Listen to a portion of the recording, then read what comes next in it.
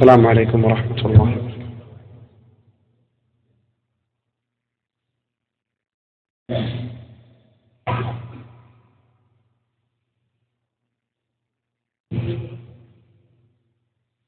وبرکاتہ۔ جن بھائیوں کے جوال آن ہیں اپنے جوال آف کر لیں۔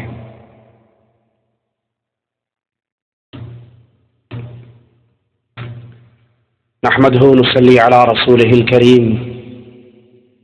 اعوذ باللہ من الشیطان الرجیم، بسم اللہ الرحمن الرحیم۔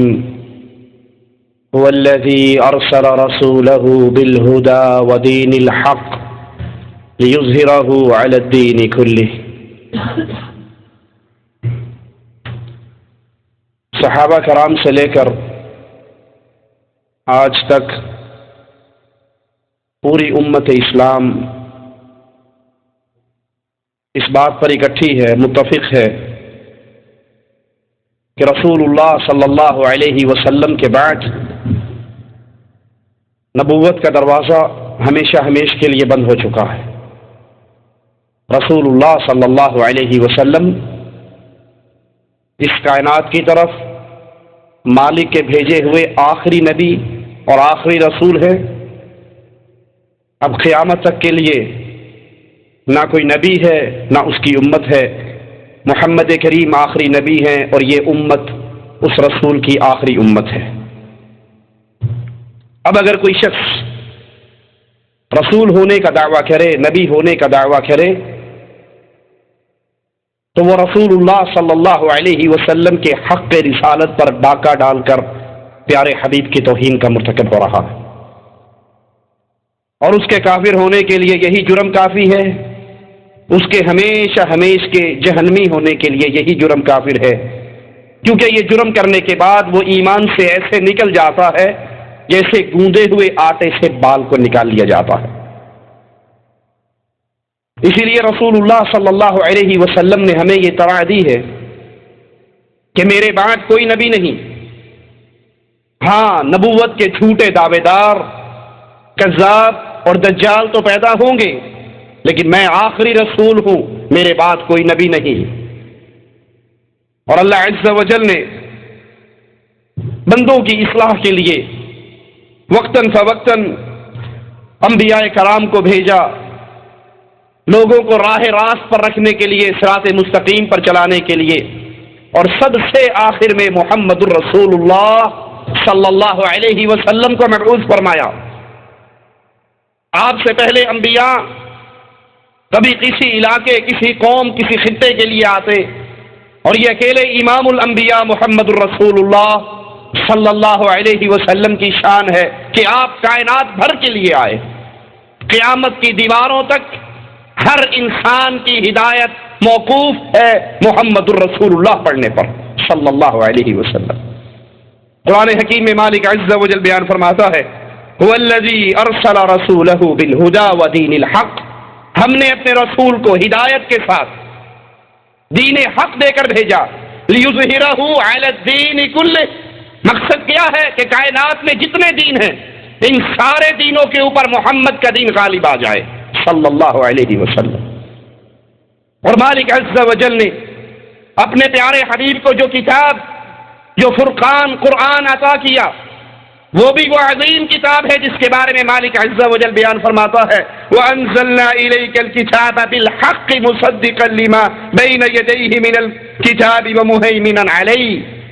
اے نبی علیہ الصلوۃ والسلام، وَأَنزَلْنَا إِلَيْكَ الْكِتَابَ، ہم نے آپ پر کتاب کو اتارا، ہم نے اس قرآن کو اتارا، بالحق، یہ سچی کتاب سچائی کے ساتھ، حق کے ساتھ نازل ہوئی، مصدقا لما بین یدیہ، یہ اس چیز کی تصدیق کرتی ہے جو آپ سے پہلے کتابیں آئیں، اور ان کے اوپر نگران ہے، ان کے اوپر محافظ ہے۔ سابقہ کتابوں کے اندر تحریف ہوئی، تبدیلیاں ہوئی، لیکن یہ اللہ کی کتاب، یہ قرآن قیامت تک باقی رہنے والی کتاب، یہ وہ عظیم کتاب ہے جس کی حفاظت بھی اللہ عز و جل نے اپنے ذمے لی، اور اس کو دین اسلام کہہ کر اپنی رضا کا سرٹیفکیٹ بھی دیا، مالک عز و جل فرماتا ہے الیوم اکملت لکم دینکم واتممت علیکم نعمتی ورضیت لکم الاسلام دینا، آج میں نے تمہارے اوپر تمہارا دین پورا کر دیا، دین اسلام پورا ہو گیا، اللہ کی رضا، اللہ کا پسندیدہ دین جو اللہ نے تمہارے لیے پسند کیا ہے وہ پورا کر دیا، اللہ کا انعام پورا ہو گیا۔ اور پھر اس انعام کو پورا کر کے، اس دین اسلام کو پورا کر کے اللہ عز و جل نے اس کی حفاظت کو بھی اپنے ذمہ لیا۔ مالک اعلان فرماتا ہے انا نحن نزلنا الذکر وانا له لحافظون، اس ذکر کو اتارنے والے ہم، اس شریعت کو اتارنے والے ہم، اس قرآن کتاب کو اتارنے والے ہم، اور اس کے نگران اور اس کے محافظ بھی ہم ہیں۔ کتاب کو بھی ہم نے اتارا ہے، اس کی نگرانی بھی ہم نے اپنے ذمہ لی ہے۔ جب قرآن یہ کہہ رہا ہے کہ رسول اللہ صلی اللہ علیہ وسلم کائنات کے آخری انسان تک کے لیے، قیامت کی دیواروں تک، تمام کائنات کے لیے، تمام جن اور انس کے لیے ہدایت کے پیغام لے کر آئے، قرآن آپ پر نازل ہوا، یہ کتاب دین کی تکمیل کرنے والی، اس کا نگران اور محافظ اللہ عز و جل، تو اس کے بعد کسی نبی کی کیا ضرورت ہے؟ بنی اسرائیل میں انبیاء کا سلسلہ کیوں چلتا؟ ایک نبی اٹھتے، دوسرا نبی اس کے پیغام کو عام کرنے کے لیے آ جاتے، لیکن جب یہ رسول قیامت کی دیواروں تک آخری رسول بنا کر آئے، اب اصلاح احوال کرنے کے لیے مصلحین کی ضرورت تو ہے، لیکن انبیاء کی ضرورت نہیں، رسولوں کی ضرورت نہیں۔ اسی لیے رسول اللہ صلی اللہ علیہ وسلم نے اعلان فرمایا کہ میں آخری رسول ہوں اور تم میری آخری امت ہو، نہ میرے بعد کوئی نبی ہے نہ تمہارے بعد کوئی امت ہے۔ اور علماء کے بارے میں رسول اللہ صلی اللہ علیہ وسلم کا فرمان مبارک ہے ان العلماء ورثۃ الانبیاء، کیونکہ بنی اسرائیل میں ایک نبی کے جانے کے بعد دوسرا آتا، رسول اللہ صلی اللہ علیہ وسلم کے بعد نبوت کا دروازہ ہمیشہ کے لیے بند ہو گیا، تو فرمایا علماء جو اس دین کے حامل ہیں وہ انبیاء کے وارث ہیں، وہ میرے وارث ہیں، اصلاح احوال اب ان کے ذمہ ہے۔ صحیح بخاری میں ہے رسول اللہ صلی اللہ علیہ وسلم فرماتے ہیں بنی اسرائیل کی نگہداشت انبیاء کے ذمہ تھی، جب ایک نبی رخصت ہو جاتا دوسرا نبی ان کی جگہ لینے کے لیے آ جاتا۔ اب میں آخری نبی ہوں، میرے نائبین میرے خلفاء کثرت سے ہوں گے، میرے بعد کوئی نبی نہیں آئے گا، جو نبوت کا دعویٰ کرے وہ دجال اور کذاب ہے، وہ توہین رسالت کا مرتکب ہے، وہ مقام محمد پر ڈاکہ ڈال رہا ہے۔ اب رسول آخری گزر گئے، اس کے بعد صلحاء آئیں گے، اصلاح کرنے والے آئیں گے، نائبین آئیں گے، خلفاء ہوں گے، رسول اللہ صلی اللہ علیہ وسلم کی اس دعوت کو عام کرنے والے۔ رسول اللہ صلی اللہ علیہ وسلم اپنی امت سے بے بہا محبت کرتے، آپ کی محبت کی کیفیت آپ خود بیان فرماتے ہیں، میری مثال ایسے ہے جیسے کسی نے آگ کا الاؤ جلایا، پروانے اس میں گرنے شروع ہوئے، وہ اپنے ہاتھوں سے پروانوں کو روکتا ہے، میری مثال ایسی ہے میں تمہیں جہنم سے تمہاری پشتوں سے پکڑ کر کھینچتا ہوں، تم اپنے دامن کو چھڑوا کر پھر جہنم میں گرتے ہو۔ رسول اللہ صلی اللہ علیہ وسلم رو رہے ہیں، جبرائیل آتے ہیں، رونے کا سبب پوچھتے ہیں، جواب میں کہتے ہیں میں اپنی امت کے گناہگاروں کے لیے مغفرت کی طرف لے کر رو رہا ہوں۔ جواب میں کہتے ہیں آپ کے رب نے یہ اعلان کیا ہے اے نبی تیری امت کے مسئلے میں ہم تجھے راضی کر دیں گے۔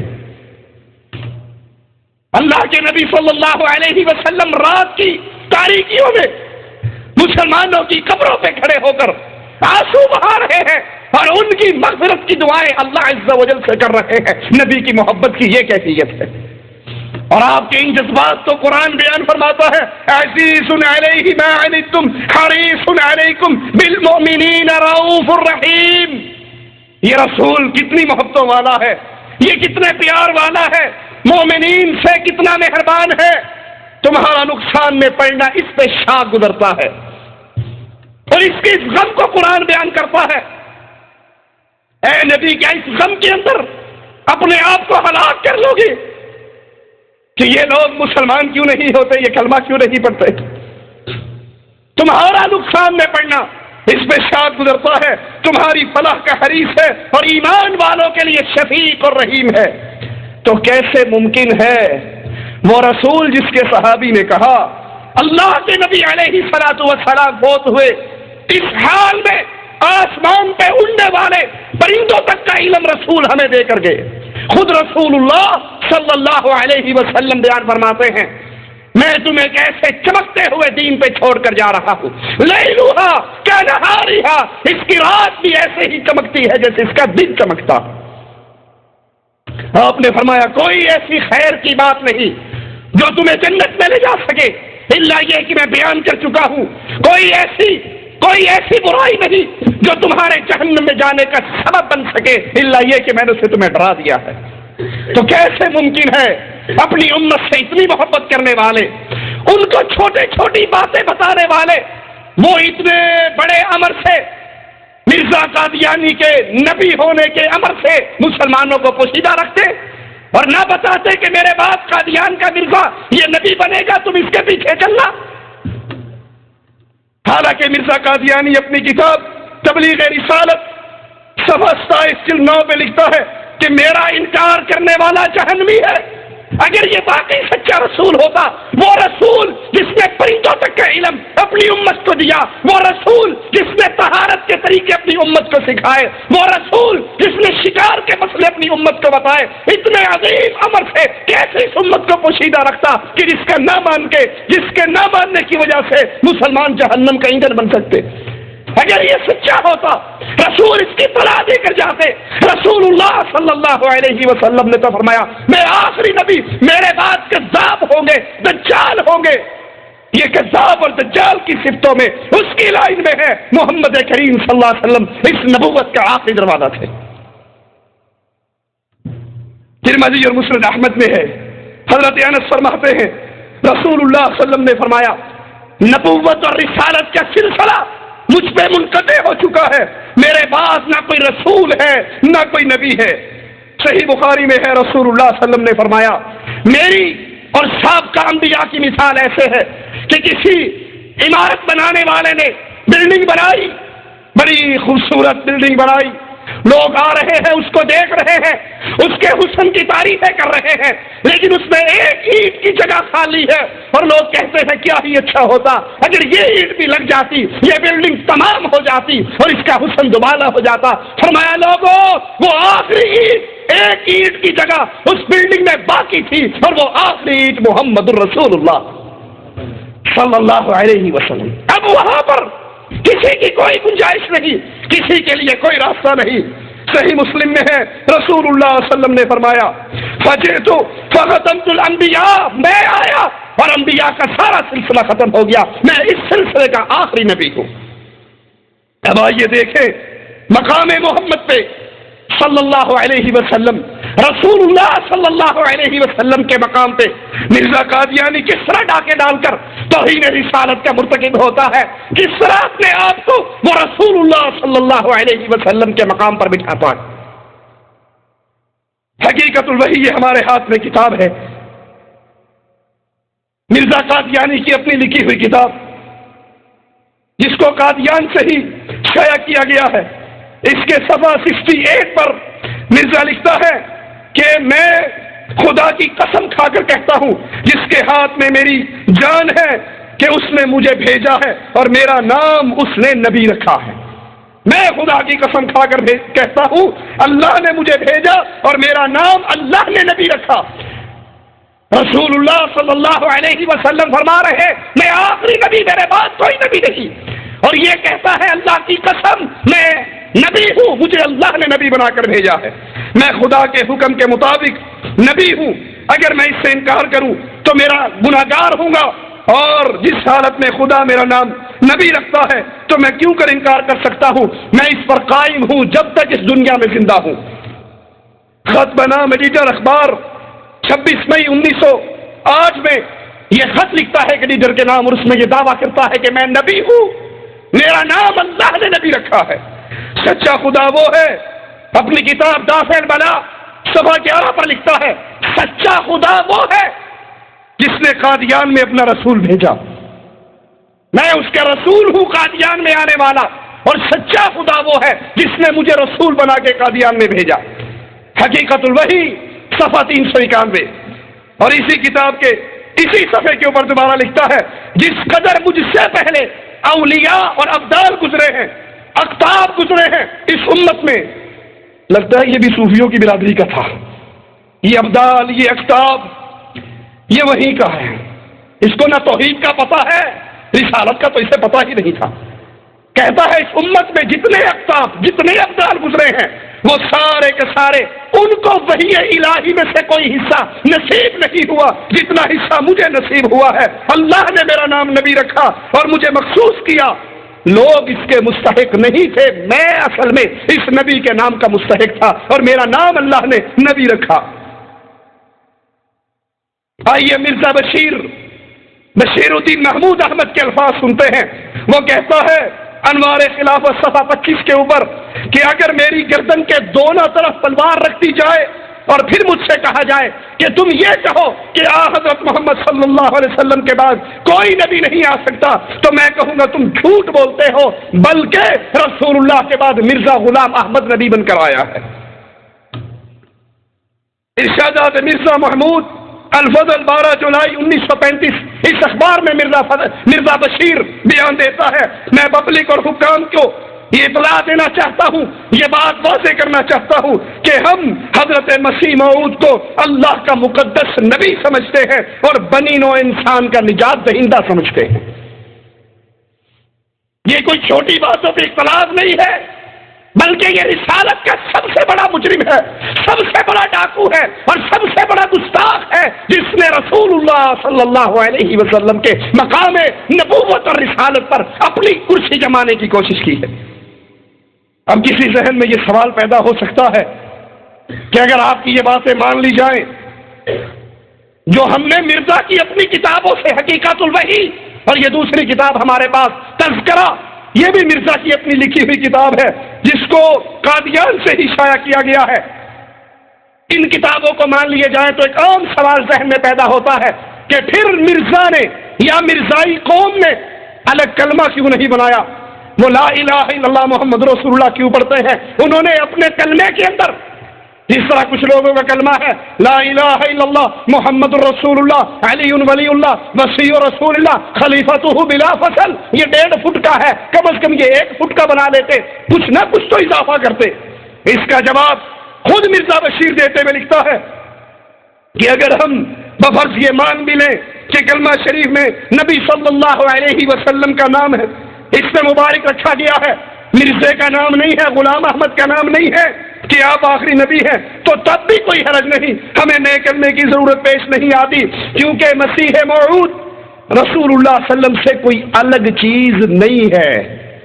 ہمارا مرزا وہ رسول اللہ سے کوئی الگ چیز نہیں ہے، بلکہ مرزا نے خود فرمایا من فرق بینی و بین المصطفیٰ فما عرفنی، جس نے یہ کہا محمد اور چیز ہے، مرزا غلام احمد اور چیز ہے، اس نے مجھے نہیں پہچانا، بلکہ اللہ تعالیٰ کا وعدہ تھا کہ ایک دفعہ اور اس دنیا کے اندر خاتم الانبیاء آئیں گے، دوبارہ مبعوث کیا جائے گا، جیسے آیت وآخرین منہم، اس سے ظاہر ہے بس مسیح موعود خود محمد رسول اللہ ہے جو اس دنیا میں اشاعت اسلام کے لیے دوبارہ قادیان میں آئے، ہمیں نئے کلمے کی ضرورت نہیں ہے۔ کلمۃ الفصل صفحہ 158 مارچ 1915 نمبر 4 جلد 18۔ آپ نے سنا ہوگا ذاکروں کا بیان کبھی، کہتے توبہ توبہ توبہ علی نو خدا اکنے ہاں، توبہ توبہ توبہ علی نو خدا اکنے ہاں، نہ خدا تو جدا اکنے ہاں، ہمارا علی نہ خدا ہے نہ خدا سے جدا ہے، بیچ میں گچ مچ ہے۔ یہ کہہ رہا کہ ہمارا مرزا غلام احمد وہ مصطفیٰ سے جدا نہیں ہے بلکہ وہ مصطفیٰ ہی ہے، نعوذ باللہ ثم نعوذ باللہ۔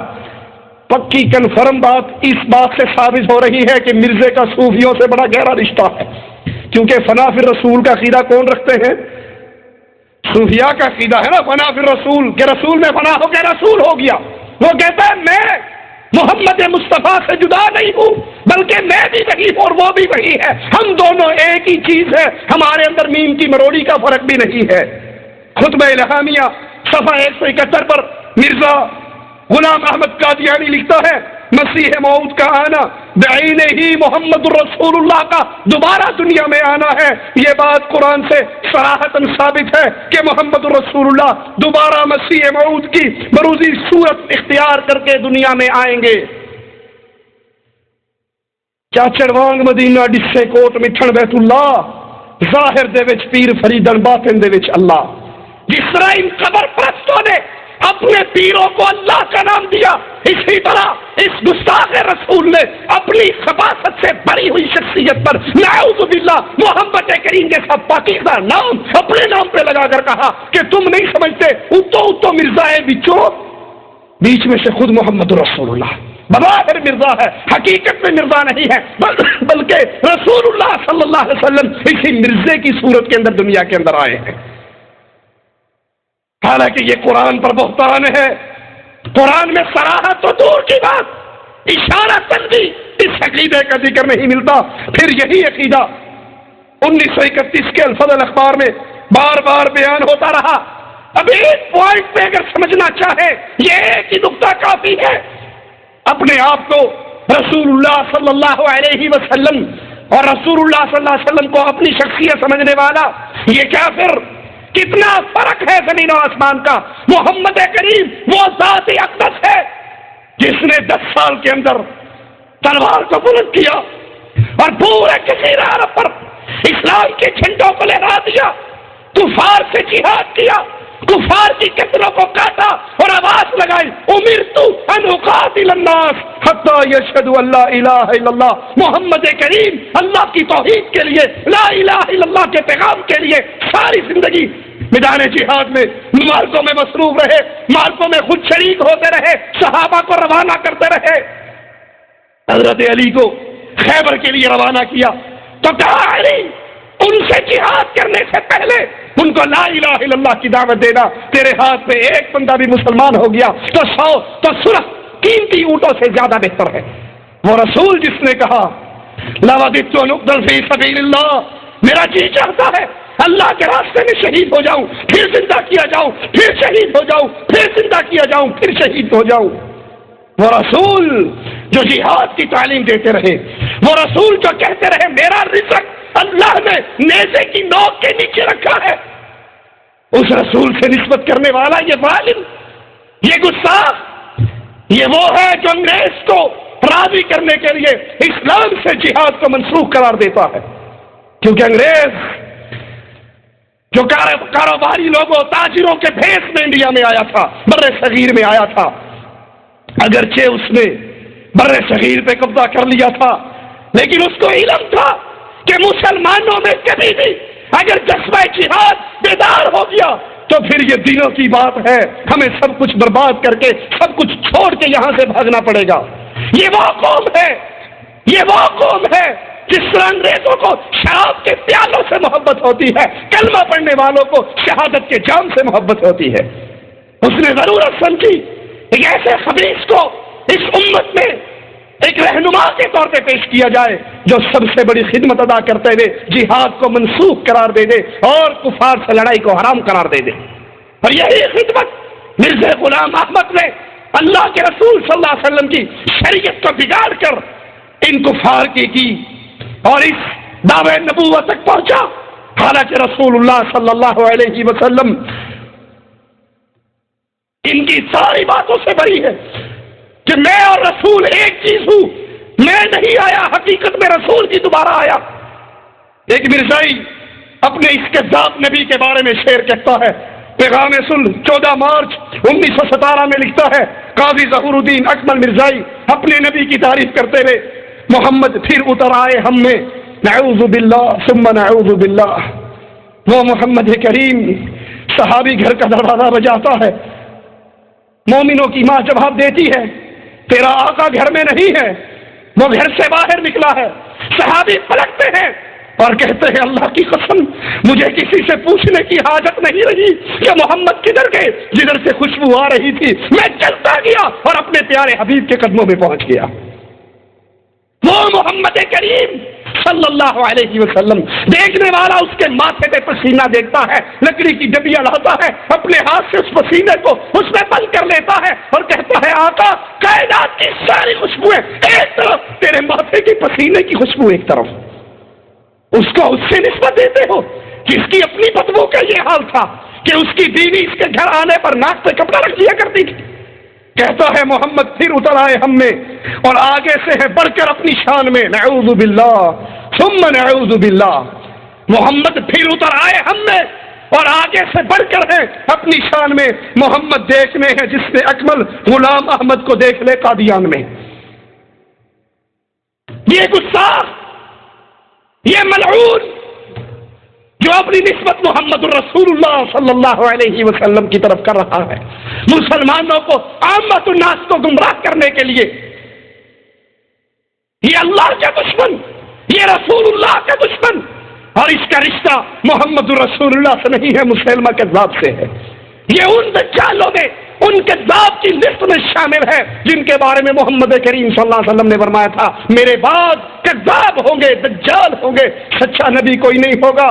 لو کان بعدی نبی لکان عمر، اگر نبوت باقی رہتی تو خطاب کا بیٹا فاروق اعظم بن کر نہ آتا، یہ رب کا نبی بن کر آتا۔ غلام احمد قادیانی اعجاز احمدیہ صفحہ 71 پہ خود لکھتا ہے کہ رسول اللہ صلی اللہ علیہ وسلم کے لیے چاند گرہن کا نشان ہوا۔ آپ کو یہ معجزہ چاند گرہن کا دیا گیا، نشان دیا گیا، نشانی دی گئی۔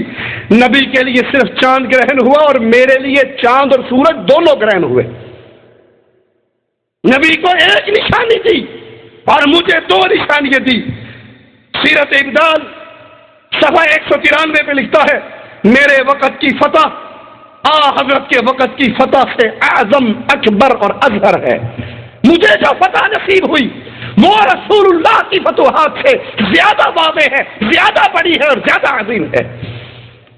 قادیان کا یہ دجال اللہ کے رسول صلی اللہ علیہ وسلم کی توہین کرتے ہوئے کہتا ہے نبی کو ایک نشانی ملی اور مجھے اس سے دو نشانیاں ملی، نبی کو چھوٹی فتح ملی، میری فتح اس سے بھی بڑی ہے۔ رسول اللہ صلی اللہ علیہ وسلم کی توہین کرتے ہوئے یہ مرزا لکھتا ہے تحفہ گولڑیا میں صفحہ 63 پر کہ رسول اللہ صلی اللہ علیہ وسلم کو 3000 معجزے دیے گئے اور مجھے 3 لاکھ معجزے دیے گئے۔ یہ ہمارے ہاتھ کے اندر حقیقت الفقہ ہے، کسی نے دیکھنا ہو تو ہم دکھا سکتے ہیں۔ اس کے اندر لکھتا ہے نبی کو صرف تحفہ گولڑیا میں لکھتا ہے نبی کو 3000 ملے اور مجھے 3 لاکھ معجزے ملے۔ ایک معجزے کا ذکر ہم بھی کرتے جائیں اس کے، کہتا ہے اس میں ایک بڑا معجزہ یہ بھی تھا کہ جب میری شادی ہوئی میں بڑا بیمار تھا، شوگر کا مریض تھا، فالج بھی مجھ پہ گرا ہوا تھا، قوت میرے اندر بالکل نہیں تھی، پھر بھی میں نے شادی کر لی اور پھر نہ صرف شادی ہوئی، میرے اولاد بھی ہو گئی، بیٹا بھی پیدا ہو گیا۔ کتنا بڑا مجھے معجزہ ملا۔ ہم کہتے ہیں یہ معجزہ تیرا نہیں ہے، تیری بیوی کا ہے جس نے بغیر خامن کے بچہ دے دیا۔ نہ میرے اندر قوت تھی، فالج زدہ تھا، شوگر کا مریض تھا، منہ میں دانت نہیں تھے، بیماریوں نے گھیرا ہوا تھا، شادی ہوئی اور پھر اولاد ہو گئی بغیر کسی چیز کے۔ یہ تو عورت کا معجزہ لگتا ہے، مرزے کا معجزہ نہیں لگتا۔ کہتا ہے مجھے 3 لاکھ معجزے ملے، بلکہ آدم سے لے کے محمد تک جن نبیوں کو جو جو معجزے ملے ہیں وہ سارے اکٹھے کر کے مجھے دے دیے گئے۔ ایک مرزائی اپنے جھوٹے نبی کے بارے میں لکھتا ہے کہ مسیح موعود کا ذہنی ارتقاء، دماغی صلاحیت، ذہنی بلندی، نعوذ باللہ ثم نعوذ باللہ، محمد رسول اللہ سے زیادہ بہتر تھی۔ انا للہ و انا الیہ راجعون۔ ان کے ساتھ دوستی کرنے والوں، ان کو مسلمانوں کی ان کی نمازوں کو دیکھ کر، ان کے روزوں کو دیکھ کر، ان کے صدقوں کو دیکھ کر، ان کی صورتوں کو دیکھ کر، ان کے ساتھ پیار و محبت کی فضا بلند کرنے والوں، ابو جہل کی گستاخی میں اور مرزے کی قادیانی کی گستاخی میں رسول اللہ صلی اللہ علیہ وسلم کی دشمنی میں یہ دونوں برابر ہے۔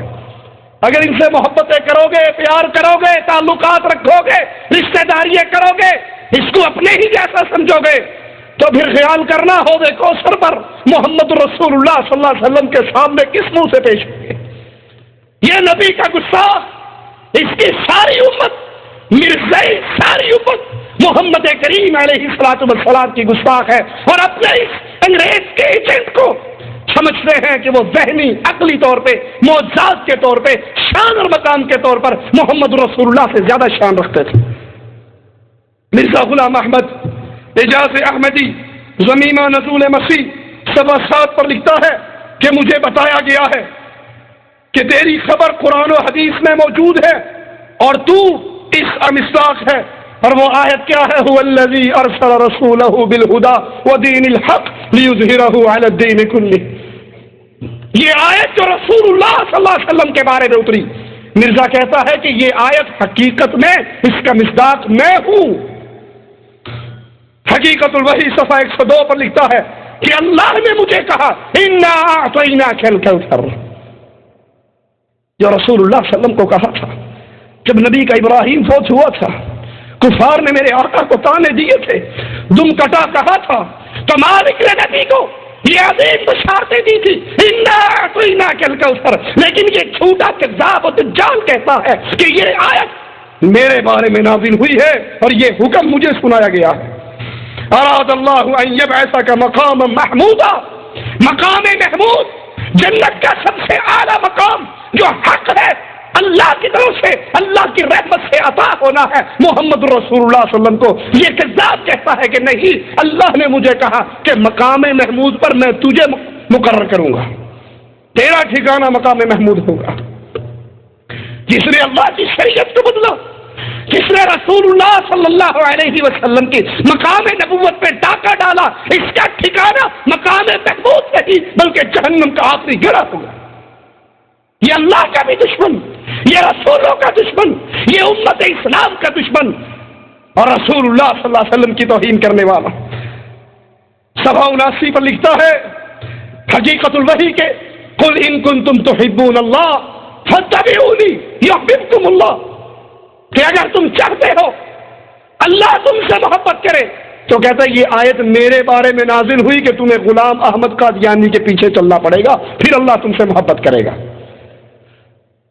جو آیات رسول اللہ صلی اللہ علیہ وسلم کی شان اور مقام کو بیان فرماتی ہیں تو کہتا نہیں، بلکہ یہ آیتیں ساری تمہارے لیے اتری ہیں۔ وَدَاعِيًا إِلَى اللَّهِ سِرَاجًا مُنِيرًا، تو اللہ کی طرف دعوت دینے والا چمکتا ہوا سورج جس کا چہرہ ہی کڑا سیاہ تھا، جو آنکھوں کا بھی بھینگا تھا، وہ مقابلہ کرتا ہے محمد الرسول اللہ سے صلی اللہ علیہ وسلم۔ وہ رسول جس کو حسان کہتے ہیں، اے نبی میری آنکھ نے نہیں، عرب کی کسی آنکھ نے آپ سے زیادہ خوبصورت چہرے والا کوئی دیکھا ہی نہیں ہے۔ خلقت مبرأ من كل عیب كأنك قد خلقت كما تشاء، اور آپ کو آپ سے زیادہ حسین کو کوئی دیکھے تو کیسے دیکھے کہ آپ سے زیادہ حسین کسی ماں نے چلا ہی نہیں ہے۔ اللہ کے نبی صلی اللہ علیہ وسلم اپنی خوبصورتی میں، اپنے حسن میں نہ ان جیسا حسین نہ پیدا ہوا ہے، نہ پیدا ہوگا، نہ پیدا ہو سکتا ہے۔ کائنات کی سب سے حسین تری شخصیت محمد الرسول اللہ صلی اللہ علیہ وسلم۔ اور یہ مرزا جو شکل سے بھی کالا، جس کی ایک آنکھ بھی بھینگی، جس کو مرزا بشیر کہتا ہے کہ وہ ترچھا دیکھا کرتے تھے۔ یہ ترچھا دیکھنا کیا چیز ہے بھائی؟ تو سیدھا لکھنا یہ بھینگا تھا۔ کہتے پکے گندمی رنگ کا تھا۔ گندمی رنگ کا کیوں کہتے ہو؟ کہو یہ کالا تیر تھا، چمکتا تھا روشنی میں۔ اور میرے نبی صلی اللہ علیہ وسلم، اللہ نے وہ پیارا چہرہ عطا کیا تھا کہ اس کو نظر بھر کے کوئی دیکھ ہی نہیں سکتا تھا، نظریں جھک جایا کرتی تھی۔ رسول اللہ صلی اللہ علیہ وسلم کی توحید میں کہتا ہے نبی کو 3000 معجزے ملے، مجھے 3 لاکھ ملے۔ یہ تمام آیات مرزا اس پہ دعوے دار ہے کہ یہ ساری آیتیں میرے بارے میں نازل ہوئی۔ آئیے ذرا اس کی ایک کتاب کا تذکرہ آپ کے سامنے کرتا جاؤں، اور کتاب کا نام بھی تذکرہ ہی ہے۔ اس کے صفحہ 794 کے اوپر مرزا صاحب لکھتا ہے کہتا ہے صاحبزادہ پیر سراج الحق جمال نعمانی نے بیان کیا، ایک روز مغرب کی نماز پڑھی گئی اور میں حضرت وسیع موعود علیہ من اللہ ما یستحق اس کے پاس کھڑا تھا۔ جب نماز کا سلام پھیرا گیا تو آپ نے بایاں ہاتھ میری دائیں ران پہ رکھ کر فرمایا، صاحبزادہ اس وقت میں اطیات پڑھتا تھا کہ میری طرف یہ الہام ہوا اور الہاماً میری زبان پہ یہ جاری ہوا، صلی اللہ علیہ وعلی محمد، اے مرزا اللہ تجھ پہ بھی درود بھیجتا ہے اور محمد پہ بھی درود بھیجتا ہے۔ انا للہ و انا الیہ راجعون۔ صفحہ 168 پر اسی کتاب تذکرہ کے اندر مرزا لکھتا ہے کہ اللہ تعالیٰ نے مجھے یہ خبر دی۔ اب وہ کس فرشتے کے ذریعے خبر آئی اس کا ایک بہترین سا نام آپ کو سناؤں گا۔ نبی کے اوپر خبر آتی تو کون سا فرشتہ آتا؟ جبرائیل۔ اور اس کے اوپر جب خبر آتی اسی تذکرہ کے اندر لکھا ہے کہ جو وہ میں ایک دن بیٹھا تھا، پیسے نہیں تھے اور بالکل جیب خالی تھی، تو اچانک ایک آیا اور مجھے پیسے دے کر چلا گیا۔ یہ جو پیسوں والا فرشتہ ہے اس کا نام ٹیچی ٹیچی ہے۔ جے ہو جا نبی اوہو جے فرشتے، وہ پنجابی میں کہتے ہیں جے ہو جا منہ اوہو جی چنڈ، یہ آن واسطے ٹیچی لبیا اور کوئی نہیں لبیا۔ وہ کہتے ٹیچی ٹیچی نبی آ کر مجھے پیسے، ٹیچی ٹیچی فرشتہ آ کر مجھے پیسے دے کے جاتا۔ صفحہ 168 پہ لکھتا ہے کہ اللہ نے مجھے یہ خبر دی، یصلون علیک صلحاء العرب وابدال الشام وتصلی علیک الارض والسماء ویحمدک اللہ من عرشہ۔ تجھ پہ عرب کے صلحاء سلام کہتے ہیں، درود پڑھتے ہیں، شام کے ابدال درود پڑھتے ہیں۔ سمجھ لیجئے ان آیات سے یہ کس پارٹی کا ہے، یہ وہیں سے بھاگ کر آیا ہے۔ اس نے دیکھا یہاں دال نکلنے والی یہاں زیادہ گلے گی، یہ ابدال، یہ کتب، یہ غوث، ایک ہی برادری ہے۔ اس نے ڈھنڈورا پیٹ لیا، وہ بیچارے بیٹھے رہ گئے، اب یہ ڈھنڈورا نہ پیٹ سکے۔ اور تجھ پہ زمین بھی سلام کہتی ہے، آسمان بھی سلام کہتا ہے، اور اللہ اپنے عرش سے تیری تعریفیں بیان کرتا ہے۔ یہ تو پہنچ چکا ہے وہاں، اور ہم بھی جب پہنچیں گے پھر دیکھیں گے تجھ پہ درود و سلام پڑتا ہے یا فرشتوں کی جوتیاں روزانہ پڑتی ہیں۔ رسول علیہ الصلوۃ والسلام کی توہین کرنے والا کوئی شخص نہ دنیا کے اندر عزت پا سکتا ہے اور نہ آخرت میں عزت۔ یہی وجہ ہے اس کی موت جہاں پر ہوئی وہ سب جانتے ہیں، مرتے ہوئے بھی زندگی کے مقام پہ مرا۔ باتھ روم کے اندر اس خبیث کی ثناء اللہ رحمت اللہ علیہ کے ساتھ مباہلے کے بعد اس کی موت حمام اور باتھ روم اور گندگی کے اندر واقع ہوئی۔ صفحہ 282 پہ لکھتا ہے اسی کتاب تذکرہ کا، کہتا ہے وَرَفَعْنَا لَكَ ذِكْرَكَ۔ یہ آیت خاص میرے واسطے اتری ہے، جو اللہ نے اپنے رسول علیہ الصلوۃ والسلام کو مقام دیا کہ اے نبی تیرے ذکر کو، تیرے مقام کو ہم نے بہت بلند کیا، جہاں تک اشہد ان لا الہ الا اللہ یہ آواز گونجے گی وہاں تک اشہد ان محمد رسول اللہ کی آواز گونجتی رہے گی۔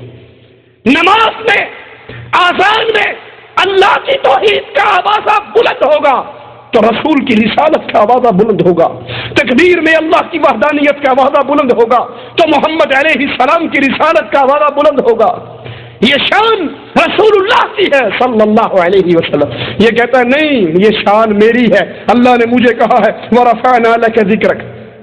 ہم کہتے ہیں یہ واقعی شان تیری ہے کہ مسلمان صبح اٹھ کے بھی تجھ پہ جوتیاں مارتے ہیں، رات کو سوتے ہوئے بھی جوتیاں مارتے ہیں۔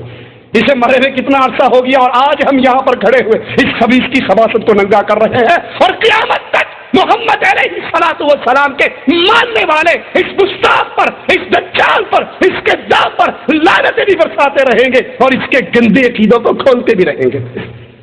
یہ موضوع توہین رسالت کا ہے، وگرنہ اسی حقیقت الوحی سے میں آپ کو دکھاؤں، اس خبیث نے توہین رسالت سے پہلے اللہ کی توہین کرتے ہوئے کہا، اللہ نے مجھے کہا ہے انت منی بمنزلت روحی، انت منی بمنزلت جسدی، انت منی بمنزلت ولدی۔ اے غلام احمد تو میری روح کی طرح ہے، تو میرے جسم کی طرح ہے، تو میرے بیٹے کی طرح ہے۔ تکاد السماوات یتفطرن، قریب ہے آسمان پھٹ جائے، زمین پھٹ جائے۔ ان دعوا للرحمن ولدا، تم ظالموں نے اللہ کے بیٹے بنائے۔ تمہارے کفر کے اس جملے کو نہ آسمان برداشت کر سکتا ہے نہ زمین برداشت کر سکتی۔ اس ظالم نے رسول کی توہین سے پہلے عرش والے اللہ کی بھی توہین کی ہے۔ کہتا ہے کہ مجھے کہا گیا کہ ہم نے تیرے مقام کو بلند کیا۔ اسی کتاب کے صفحہ 626 پہ اسی طرح کی بکواس کرتا ہوا لکھتا ہے کہ اللہ عز و جل نے مجھے کہا یا احمد فاضت الرحمت علی شفتیک انک باعیننا یرفع اللہ ذکرک، اے احمد تیرے لبوں پر رحمت جاری کی گئی، یہ رحمت ہی جاری کی گئی جس سے تو انگریزوں کی تعریفیں کرتا، جس سے انگریزوں پر عادی کرنے کے لیے جہاد کو منسوخ کرتا ہے، اور مجھے کہا کہ خدا تیرا ذکر بلند کرے گا۔ یہ مرزے کی اپنی کتاب ہے، کسی کا ترجمہ نہیں ہے، یہ مرزے کی اپنی کتاب ہے، کسی کا ترجمہ نہیں ہے، یا اس کے بیٹے بشیر کی لکھی ہوئی باتیں نہیں، خود لکھتا ہے کہ خدا تیرا ذکر بلند کرے گا۔ کیوں جی؟ اللہ کے پیارے ناموں میں سے خدا کوئی نام ہے؟ جس چوڑ نو اینا نہیں پتا کہ اللہ سے نام ہے خدا نہ کوئی نہیں، وہ کہنا میں نبی بھی ہے۔ جسے اللہ کا تعارف نہیں وہ مقام رسالت پہ ڈاکہ مارتا ہے، یہ فارسیوں کے نام اٹھا کر رب کی طرح منسوخ کرتا ہے، کہتا ہے خدا نے کہا خدا تیرا ذکر بلند کرے گا۔ صفحہ 634 کے اوپر لکھتا ہے کہ یہ قرآن اللہ کی کتاب ہے اور مرزا غلام احمد کے منہ کی نکلی ہوئی باتیں ہیں۔ یہ قرآن جو تم پڑھتے ہو یہ کتاب تو خدا کی ہے، یہاں بھی لفظ خدا ہی استعمال کیا اس نے، کہتا ہے قرآن شریف خدا کی کتاب اور میرے منہ کی نکلی ہوئی باتیں ہیں۔ یہ اللہ کا کلام ہے، اس کو جبرائیل لے کر آیا محمد علیہ الصلوۃ والسلام کے اوپر، اور پیارے حبیب علیہ الصلوۃ والسلام نے اپنی زبان مقدس سے اپنے صحابہ کو سنایا اور یاد کروایا۔ یہ اللہ کا کلام میرے نبی کی زبان اقدس سے نکلنے والا جس کو جبرائیل لے کر آیا، اور یہ ظالم قرآن پہ الزام لگاتے ہوئے کہتا ہے جو قرآن تم پڑھتے ہو وہ کلام تو اللہ کا ہے لیکن زبان میری ہے، میرے منہ سے نکلی ہوئی باتیں ہیں۔ یہ اللہ کا بھی گستاخ ہے، یہ قرآن کا بھی گستاخ ہے، اور یہ محمد مصطفیٰ کا بھی گستاخ ہے صلی اللہ علیہ وسلم۔ 629 صفحے پر لکھتا ہے جری اللہ فی حلل الانبیاء بشرا لک یا احمدی انت مرادی ومعی سرک سری، کہتا ہے یہ رسول خدا ہے، تمام نبیوں کے پیرائے میں یعنی ہر نبی کی ایک خاص صفت اس میں موجود ہے۔ اللہ نے تمام انبیاء کو جتنی صفتیں دی ہر نبی میں سے ایک ایک صفت اکٹھی کر کے مرزا غلام احمد کو بھی دے دی۔ اے مرزا تجھے بشارت ہو، اے میرے احمد تو میری مراد ہے اور میرے ساتھ ہے۔ رب جس کے ساتھ ہو وہ باتھ روم میں مرا کرتا، رب جس کے ساتھ ہو وہ باتھ روم میں مرا کرتا، رب جس کے ساتھ ہو۔ اس کے ساتھ تو شیطان ہے، اور شیطان ہمیشہ گندگی کے اندر چھوڑ کے بھاگ جاتا ہے۔ جہنمی جب جہنم میں جانے لگیں گے وہ کہے گا میں تے انگلی لائی تھی تسی میرے مگر ٹورے سو، میں تمہیں کب لے کر آیا ہوں، میں نے تمہیں بلایا تھا تم چل پڑے، اب مجھے کچھ نہ کہو، جو کہنا اپنے آپ کو کہو۔ اور یہ اللہ عز و جل پر تہمت لگاتے ہوئے کہتا ہے کہ اللہ نے کہا انت مرادی ومعی، کہ تو میری مراد ہے اور تو میرے ساتھ ہے۔ صفحہ 596 اسی کتاب کے صفحہ 596 پر لکھتا ہے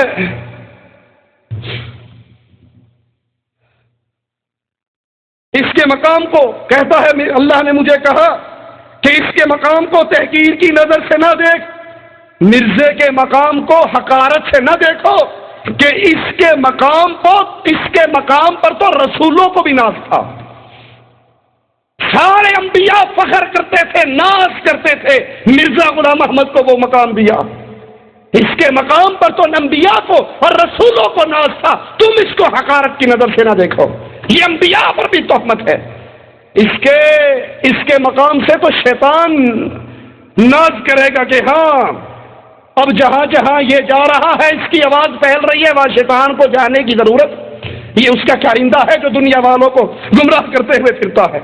صفحہ 635 پہ اسی کتاب کے صفحہ 635 پہ لکھتا ہے کہ یہ قرآن میرے ہی منہ کی باتیں ہیں۔ صفحہ 654 پہ لکھتا ہے کہ اللہ عز و جل نے ایک فرشتہ میرے پاس بھیجا، جانی آئیل واختار و ارادہ، کہ اس جگہ آئل سے مراد اللہ تعالیٰ نے جبریل کا دوسرا نام رکھا ہے۔ یہ میرے پاس جبرائیل آتا لیکن اس کا نام جبرائیل نہیں بلکہ آئل ہوتا، اور وہ بار بار میرے پاس وحی لے کر آتا اور میرے منہ سے جو باتیں نکلتی وہ آئل فرشتے کی باتیں اللہ کی طرف سے مجھ پہ وحی ہوتی۔ 631 پہ اسی کتاب کے پھر اپنے آپ کو انہی دعووں کے اندر شامل کرتا ہے کہ میرے منہ سے جو کچھ نکل رہا ہے یہ اللہ ہی کی باتیں ہیں، میرے منہ کا کلام ہے۔ اذا نصر اللہ المؤمن جعل له الحاسدین فی الارض، چونکہ اللہ نے تیری مدد کی ہے، تو مومن ہے، تیری مدد کی ہے، اب جو تیرے خلاف ہے وہ حقیقت میں حسد کی وجہ سے تیرے خلاف ہے، وہ تجھ سے حسد کرتے ہیں۔ 526 کے اوپر اس فرشتے کا حال بیان کرتا ہے جس فرشتے کا میں نے آپ کو پہلے سنایا کہ وہ فرشتہ میرے پاس خبریں لے کر آتا ہے، پیسے لے کر آتا ہے۔ اس کا نام کیا ہے؟ صفحہ 526 پہ کہتا ہے کوئی شخص ہے اس سے میں کہتا ہوں کہ تم حساب کر لو، مگر وہ نہیں کرتا۔ اتنے میں ایک شخص آیا، اس نے ایک مٹھی بھر کر روپے مجھے دے دیے۔ اس کے بعد ایک اور شخص آیا جو الہی بخش کی طرح ہے مگر انسان نہیں، فرشتہ معلوم ہوتا ہے، اس نے دونوں ہاتھ روپیوں سے بھر کے میری جھولی میں ڈال دیے۔ وہ اس قدر ہو گئے میں ان کو گن نہیں سکتا۔ پھر میں نے اس کا نام پوچھا تو اس نے کہا میرا کوئی نام نہیں۔ میں نے دوبارہ پوچھا تو اس نے کہا میرا نام ٹیچی ٹیچی ہے۔ چوڑا کو نہ ہی سردا رکھ لینا، نام تو نے جھوٹ ہی بولنا ہے تو جھوٹ بولتے ہوئے پیسے لگتے ہیں، کوئی اچھا نام رکھ لیتا ہے۔ یہ اس کے عقائد، اور اگر ان کی اس کی کتابوں کو پڑھا جائے تو اس کے کفر کی وضاحت ہے اس کی اپنے ہاتھ کی لکھی ہوئی کتابیں ہی کافی۔ کشتی نوح کے اندر لکھتا ہے کہ میں مریم تھا، پھر میں حاملہ ہوا۔ کشتی نوح میں کہتا ہے کہ نعوذ باللہ ثم نعوذ باللہ تعالی اللہ عما یقول، صرف اس کے کفر کو واضح کرنے کے لیے کہ اللہ عز و جل نے میرے ساتھ قوت رجولیت کا مظاہرہ کیا۔ اعوذ باللہ ثم نعوذ باللہ ثم نعوذ باللہ، اور میں بشکل مریم حاملہ ہوا، پھر میرے پیٹ میں عیسیٰ، اور پھر میں نے خود عیسیٰ کو جنم دیا، اور جنم نہیں دیا بلکہ میں اپنے آپ عیسیٰ بن گیا۔ یہ گرگٹ کی طرح رنگ بدلتا رہتا ہے، خود ہی مریم بنا، خود ہی عیسیٰ بنا، اور نعوذ باللہ پھر اپنے آپ کو خدا کی بیوی ہونے کا دعوے دار قرار دیا۔ تو سب سے پہلے یہ اللہ کی توحید کا دشمن، اللہ کی توحید پہ ڈاکہ ڈالنے والا، اپنے آپ کو نعوذ باللہ اللہ کا بیٹا قرار دینے والا، اور کشتی نوح کتاب کی عبارت کے مطابق اپنے آپ کو اللہ کی بیوی قرار دینے والا، دور کی بات کہ یہ نبی تھا یا اس پہ فرشتے آتے تھے یا اس پہ وحی ہوتی تھی، دور کی بات ہے نبی ہونا۔ ایسا آدمی تو مسلمان بھی نہیں تھا۔ یہ اللہ کی توحید کا دشمن، کتاب اللہ کا دشمن، محمد رسول اللہ صلی اللہ علیہ وسلم کے مقام رسالت کا دشمن۔ آخری بات کہہ کے بات ختم کرتا ہوں۔ اب سوچنے والا سوال میرا اور آپ کا ہے، باقی کام میرے اور آپ کے ذمہ ہے۔ جس آدمی کے اس کفری عقیدوں کا علم ہو جائے، پھر سوچئے اپنے پیارے حبیب علیہ الصلوۃ والسلام کی نصرت اور مدد کے لیے ہم نے کیا کردار ادا کیا ہے، اس ظالم کے ظلم کو ہم نے کتنا بیان کیا ہے، اپنے معصوم مسلمانوں کو ان ظالموں کے کفر سے بچانے کے لیے کیا کردار ادا کیا ہے۔ جیسے میرے پیارے بھائی شیخ عالم فرما رہے تھے کہ ان کے اپنے چینل ہیں جہاں دن اور رات کفر بچا جاتا ہے، اللہ کے رسول کی نبوت پر ڈاکے ڈالے جاتے ہیں۔ میں نے اور آپ نے اپنے پیارے حبیب علیہ الصلوۃ والسلام کی نصرت کرتے ہوئے ان کے اس کفر کے پردے کو کتنا چاک کیا ہے۔ آپ نے یہ پیغام سن لیے، ان کے یہ عقائد جان لیے، ان کی کتابوں کو لیجیے، ان کو عام کیجیے، ان کے ساتھ وہ معاملہ رکھیے جو معاملہ ایک مومن کافر کے ساتھ رکھتا ہے۔ یہ نہ سمجھیے کہ ان کا جرم کوئی چھوٹا جرم ہے، ان سے رشتہ داریاں ہو جائے تو بات کوئی نہیں، ان کے ساتھ پیار و محبت ہو جائے تو کوئی بات نہیں، ان کے ساتھ دوستیوں کی فضائیں چل پڑے تو کوئی بات نہیں۔ یہ اللہ، اس کے رسول، اس کی کتاب کے دشمن ہے۔ ان سے اہل ایمان نہ محبت کر سکتا ہے، نہ پیار کر سکتا ہے، نہ رشتہ داری کر سکتا ہے، ان کے تعلقات ہو سکتے ہیں، بلکہ ان کے بارے میں قرآن کی اسی آیت پہ عمل کرنا پڑے گا۔ قد كانت لكم أسوة حسنة في إبراهيم والذين معه إذ قالوا لقومهم إنا براء منكم ومما تعبدون من دون الله، ہم تم سے بری تم ہم سے بڑی ہمارے اور تمہارے درمیان جنگ ہے، انکار ہے، کفر ہے، لڑائی ہے، فساد ہے، اس وقت تک حتی تؤمنوا باللہ وحدہ، جب تک تم اللہ کی توحید پر ایمان نہ لے آؤ، محمد کی رسالت کو تسلیم نہ کر لو، اس مرزا کے کفر کا اعلان نہ کر دو، ہماری تمہاری دوستی نہیں ہو سکتی۔ مسلمانوں کو، عامت الناس کو ان کے شر سے بچائیے، ان کے فتنے سے بچائیے۔ مسلمانوں کا ایک طبقہ بڑا خوش ہے کہ ان کو متفقہ طور پہ کافر قرار دے دیا گیا، بس ہمارا کام ختم ہو گیا، ہماری ذمہ داری پوری ہوگی، یہ کافر قرار دے دیا گیا، معاملہ ٹھپ ہو گیا۔ نہیں، درست ہے، ان کو کافر قرار دے دیا گیا، لیکن مسلمان اس پہ راضی ہو گئے، اس پہ خوش ہو گئے، ہاتھ پہ ہاتھ باندھ کے بیٹھ گئے کہ ہم نے کارنامہ انجام دے لیا۔ ارے کارنامہ تو تم نے واقعی سر انجام دیا، لیکن ان کے فتنے، ان کا فساد، ان کی گندگی ابھی تک چل رہی ہے۔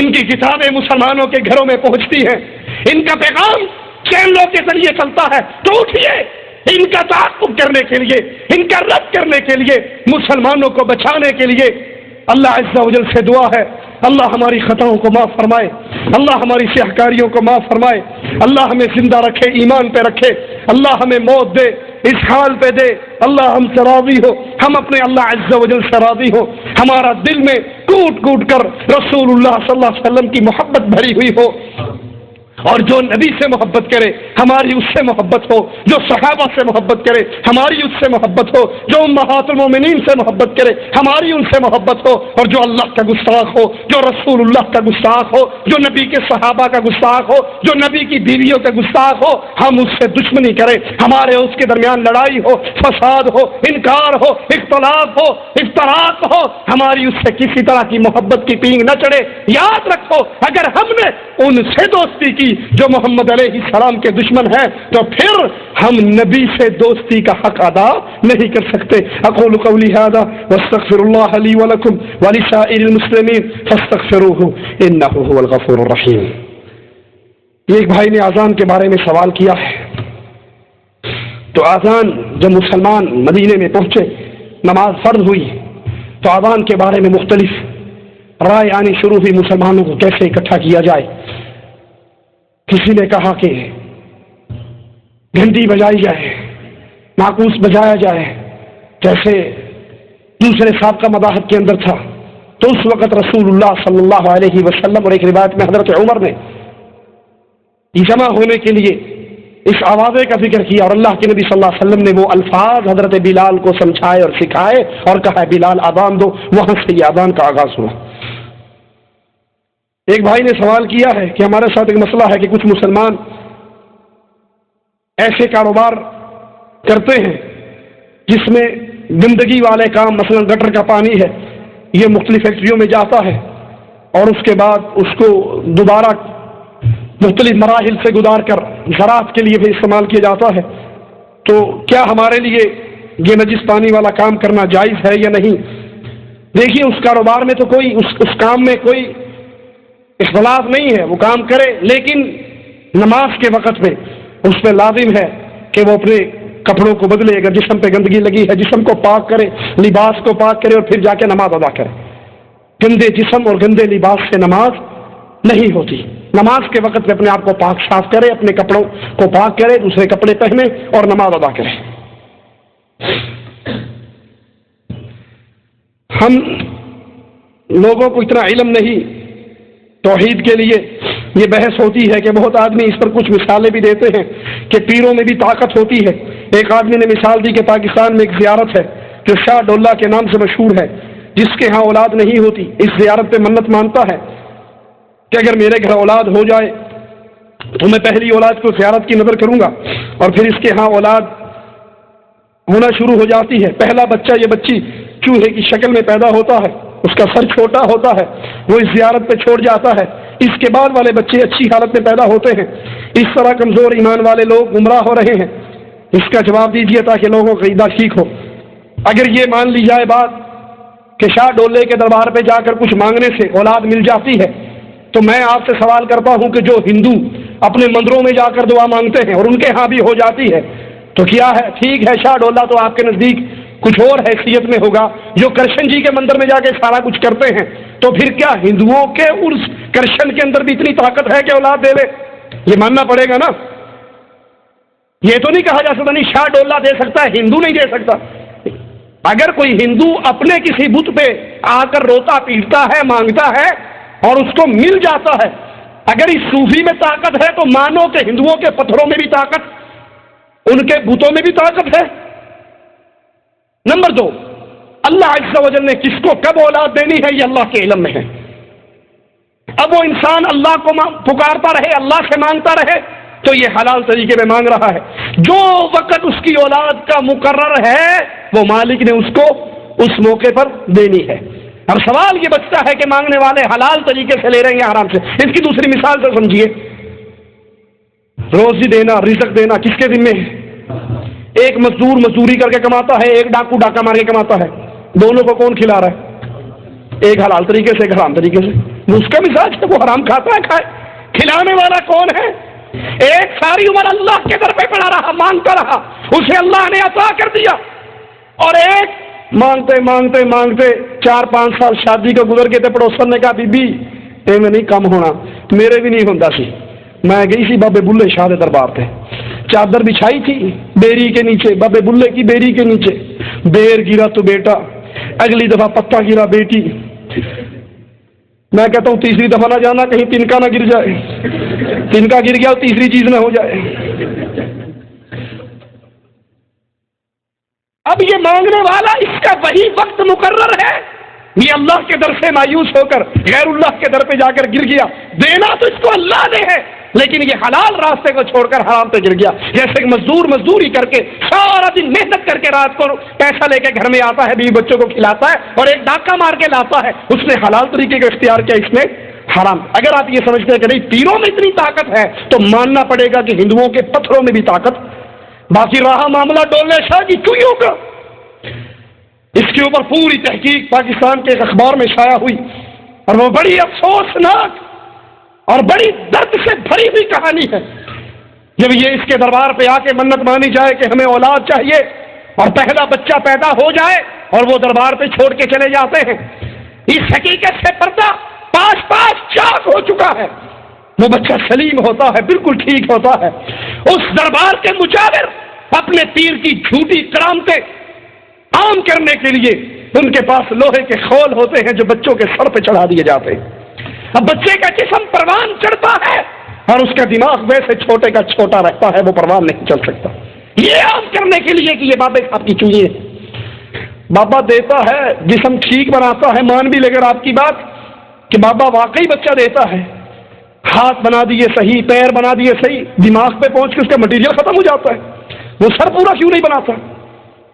یہ ایک ایسی جرم کی کہانی ہے کہ وہ اس جرم کے اندر اپنی جھوٹی کرامتیں عام کرنے کے لیے ان معصوم بچوں پر ظلم کر کے یہ کیفیت بناتے ہیں۔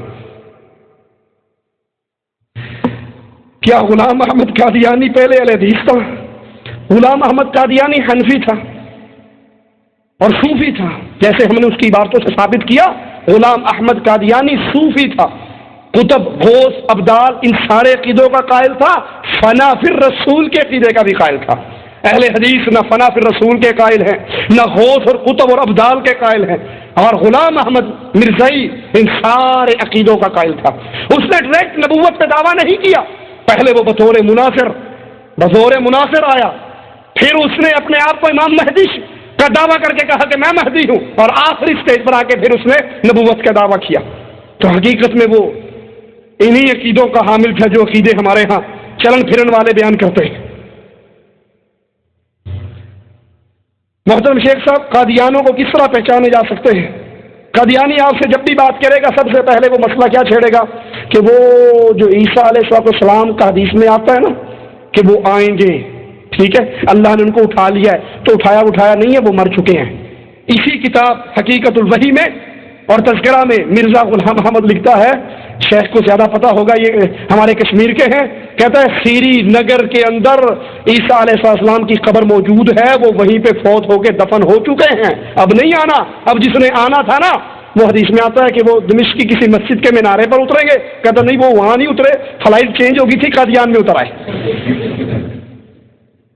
تو میں قادیان میں اترا ہوں، مانو کہ عیسیٰ فوت ہو گئے، جب مان لو کہ عیسیٰ فوت ہو گئے میں وہی مسیح موعود ہوں، جب یہ مان لو گے تو پھر وہ اگلا سٹیج شروع کر دے گا کہ نہیں اب اس کے بعد مانو کہ وہ میں ترقی کرتے کرتے مسیح موعود سے آگے بڑھ کر اب نبی ہو چکا ہوں۔ اس کا بڑا پیارا مناظرہ ہے شیخ ثناء اللہ امرتسری رحمۃ اللہ علیہ کے ساتھ ایک مناظرے کے اندر۔ اب مناظرے میں اصل تو اس کی زبان بند کرنی ہوتی، مناظرے کے اندر یہ کہنے لگا کہ میں وہی احمد ہوں جس کا ذکر قرآن پاک میں آتا ہے۔ عیسیٰ علیہ السلام نے کہا تھا سیأتی من بعدی اسمہ احمد، تو میرا ذکر قرآن میں ہے، میں غلام، میں احمد ہوں۔ ثناء اللہ رحمۃ اللہ علیہ کہنے لگے کہ نہیں تو احمد نہیں ہے، جھوٹ نہ بول، تیرا نام ہے غلام احمد۔ تو وہی جو ہمارے ہاں غوث کتب ابدال والے کہتے ہیں آپ بھی جو ہوئے غلطیں سمجھنی نہیں، آپ کو یہ بات نہیں سمجھ آتی، میں اصل میں غلام احمد تھا، پھر میں نے احمد کی غلامی کا حق ادا کیا، کرتے کرتے کرتے کرتے کرتے میں نے اتنا حق ادا کیا کہ میں خود احمد بن گیا۔ اب غلام ختم ہو گیا، میں نے غلامی کا حق ادا کر دی۔ اللہ نے شیخ ثناء اللہ رحمۃ اللہ علیہ کو بڑی عقل سے نوازا تھا، بڑی سوچ اور بوجھ سے نوازا تھا، اور بڑے حاضر جواب تھے۔ کہنے لگے اچھا ٹھیک ہے، میرا نام پتا کیا؟ کہا ہاں پتا ہے، ثناء اللہ آپ کا نام ہے۔ کہتا تو بھی نہیں سمجھ سکا، میں ثناء اللہ تھا لیکن میں نے اللہ کی ثنا بیان کرنی شروع کی، بیان کی اتنی بیان کی بالآخر میں خود اللہ بن گیا۔ تو یہ مرزا کہنے لگا کہ چلو ٹھیک ہے میں مان لیتا ہوں ایک لمحے کے لیے کہ آپ اللہ بن گئے، لیکن میرا دعویٰ جھوٹا نہیں کر سکے آپ۔ مناظرے میں کیا ہوتا ہے کسی کا دعویٰ جھوٹا کرنا۔ میرا دعویٰ یہ تھا کہ میں غلام احمد، غلامی کر کر کے احمد کے مقام پر آ گیا، فنا پھر رسول ہو کے احمد بن گیا۔ میرا دعویٰ یہ تھا اگر میں آپ کو اللہ مان بھی لوں تو میرے احمد ہونے کا انکار تو نہیں ہوا۔ کہا تو نے مجھے مان لیا نا کہ میں اللہ ہوں؟ کہا ایک لمحے کے لیے مان لیا۔ کہا رسول کون بھیجتا ہے؟ کہا اللہ۔ کہنا چبڑے تینوں بھیجے ہی نہیں، میں تو آیا کتوں؟ رسول تو بھیجتا ہی اللہ ہے، اور میں نے تجھے نہیں بھیجا تو کہاں سے آیا ہے؟ تو یہ انہی عقیدوں کا حامل حنف رسول کا، غوث کتب ابدال کا، اس کو پہچاننے کے لیے اس بات کو کہ عیسیٰ علیہ السلام سے بات شروع کرتے ہیں کہ وہ مر چکے ہیں، اللہ نے جو ان کو اٹھایا تھا وہ باتیں ایسے نہیں ہیں، اب میں اس کی جگہ پر آیا ہوں، اور پھر اسٹیپ بائی چلتے چلتے نبوت کا اعلان کرتے ہیں۔ اکثر علماء اپنے بیان میں نبی علیہ الصلوۃ والسلام پر ایک یا دو مرتبہ درود شریف پڑھتے ہیں، باقی جب نام آتا ہے تو نام لیتے ہیں لیکن صلوۃ والسلام نہیں پڑھتے۔ نہیں، جب رسول اللہ صلی اللہ علیہ وسلم کا نام آئے تو آپ پہ درود والسلام پڑھنا چاہیے۔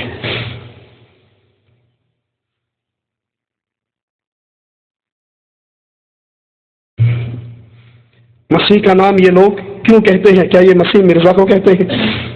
کیا یہ لوگ مرزا احمد کو مہدی تو نہیں سمجھتے؟ میں نے وہی عرض کی نا، یہ پہلا سٹیج ان کا عیسیٰ علیہ السلام کی وفات کا کہ وہ فوت ہو گئے، اب اس کے بعد جو ایک آنا تھا مہدی وہ میں ہوں۔ پہلا اس نے دعویٰ مہدی ہونے کا کیا، پہلے مناظر کے روپ میں ظاہر ہوا، پھر مہدی ہونے کا دعویٰ کیا، اور آخر میں رسالت کا دعویٰ کیا۔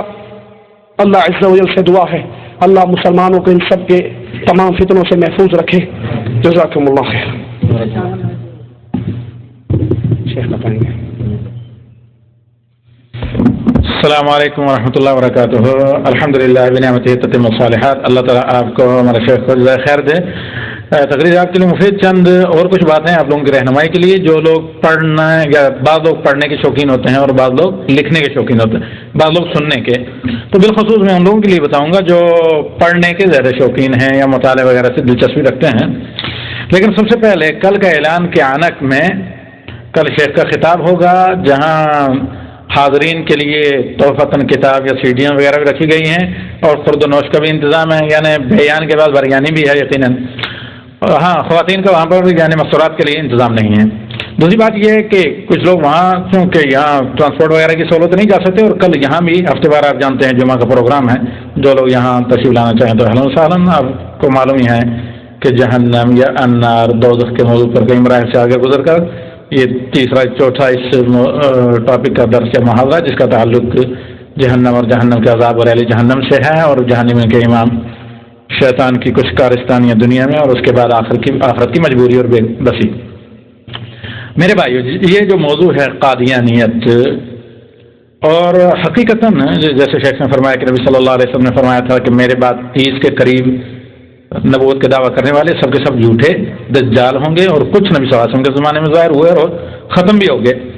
تو اس موضوع پر ہمارے استاد مکرم اللہ تعالیٰ غریق رحمت کرے اور پہلو پہلو جنت دے، شیخ صفی الرحمن کی کتابیں ہیں بہت پیاری، قادیانیت اپنے آئینے میں، اس کو پڑھا جا سکتا ہے۔ اور دوسری ان کی کتاب ہے قادیانیت تاریخ آئینے میں، یعنی مرزا قادیانیت اور مولانا ثناء اللہ عمر تصر رحمہ اللہ، یہ دونوں کتابیں بہت مفید ہیں۔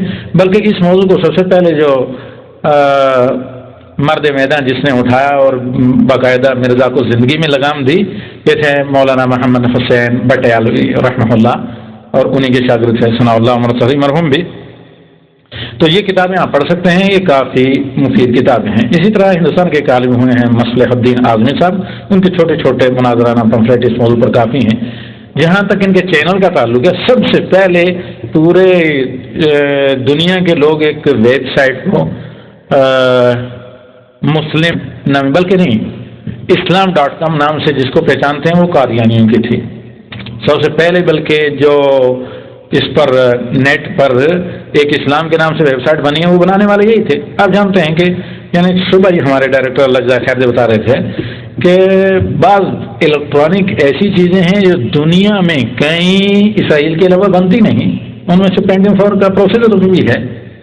تو اگر اب مسئلہ یہ ہے کہ ان کا آج سے نہیں بہت پہلے ہی سے تل ابیب میں ان کا قادیانی کا مرکز ہے، اور یہودی ہر اس طبقے کا تعاون کرتے ہیں جو مسلمانوں کے اندر دراڑیں ڈالے یا اسی طریقے سے اسلام کے صاف عقیدے کو کے اوپر اثر انداز ہوتا ہو۔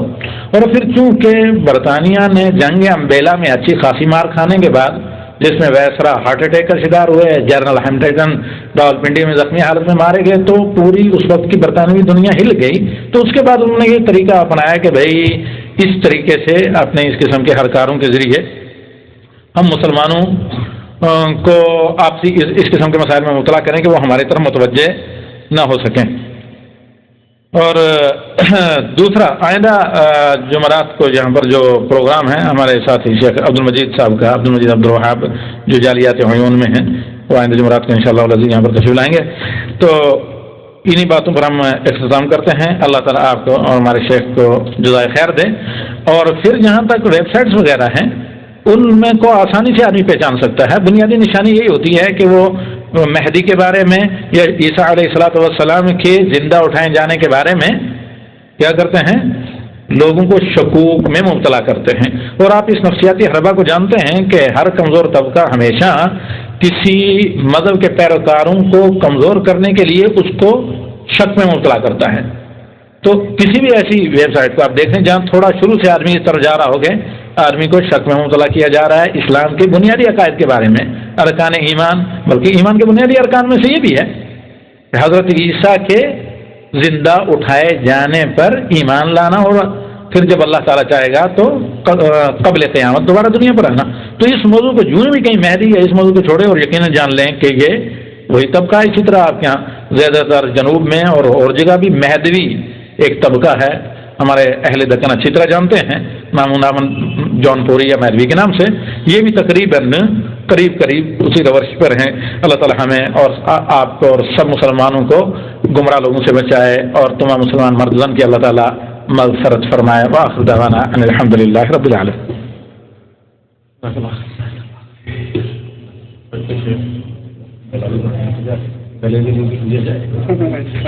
اللہ تعالیٰ ہمیں بھی رحم کریں، ہمیں اور تمام مسلمانوں کو